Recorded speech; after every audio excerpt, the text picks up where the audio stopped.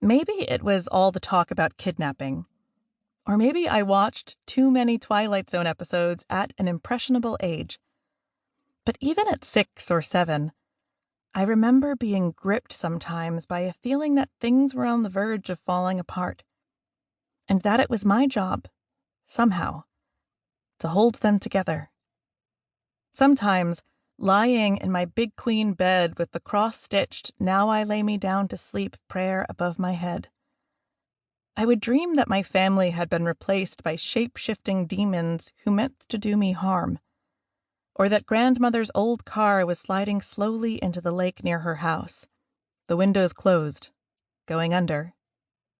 On those nights, I would wake up shivering under the quilt grandmother had sewn from heavy cotton and fabric scraps, and wonder if I, or anything, was real. Other times, when I was staying with Dad at his trailer in Hattiesburg, I would imagine that an invisible wall had descended between his room, where I was lying on the waterbed, trying to fall asleep, and the living room, where I could see Dad watching TV on the tattered couch. I stayed as still as I could, praying that whatever was in the room with me wouldn't notice I was there. All I had to do was be quiet and still. That feeling of anxiety, that nervous energy that marked me as a lifelong insomniac by the time I was 6 years old, would stay with me. It hung around long after my dad remarried, all the way through Houston and high school and drinking and scholarships and internships and boyfriends and jobs. At that age, it was just a low-level hum, the kind of thing that put me in constant motion, talking, arguing, demanding that everyone pay attention. "Watch me play piano," I would squeal, plinking out "Mary Had a Little Lamb" on the keys of my grandparents' out-of-tune piano. Or, "Look at this," followed by an attempt to pole vault across the room, followed by a visit to the hospital where Mama Opal worked. Joni, the woman Dad started dating when I was 5 or 6, was the first of his girlfriends who seemed willing to put up with my constant chatter.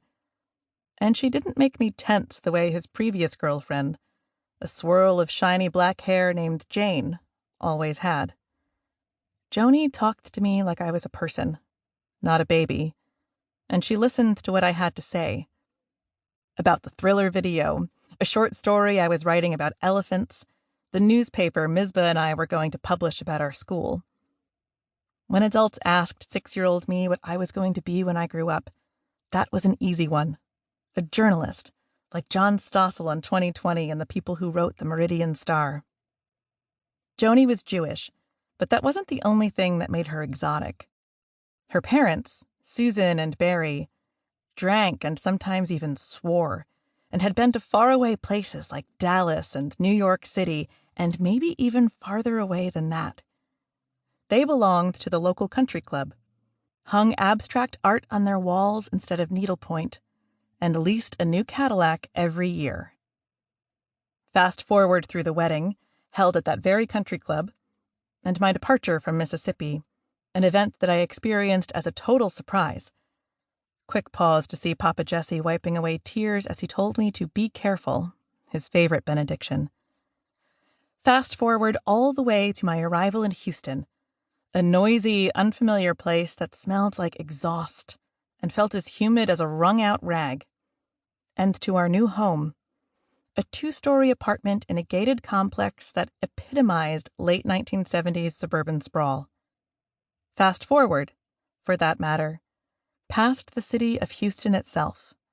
We lived in an apartment in the city for the first half of my 3rd grade year, long enough for my parents to decide that the city was no place to raise a child.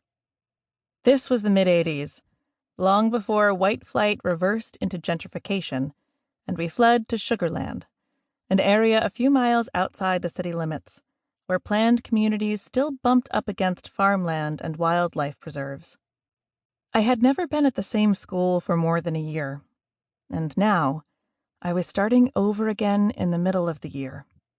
A gawky, gap-toothed beanpole in a school full of strangers.